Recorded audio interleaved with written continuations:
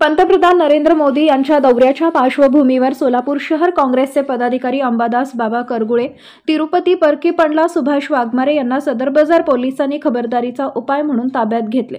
कुंभारी येथील रे नगर घरकुल वाटप कार्यक्रमास पंतप्रधान नरेंद्र मोदी सोलापुरात आले असून त्यांच्या दौऱ्याच्या पार्श्वभूमीवर खबरदारीचा उपाय म्हणून 2019 सालच्या दौऱ्याच्या वेळी पंतप्रधान नरेंद्र मोदी यांचा तापा अडवून काळे झेंडे दाखवून निषेध करणारे सोलापूर शहर काँग्रेसचे पदाधिकारी अंबादास करगुळे, गणेश डोंगरे, तिरुपती परकीपंडला सुभाष वाघमारे यांना सदर बाजार पोलिसांनी खबरदारीचा उपाय म्हणून ताब्यात घेतले।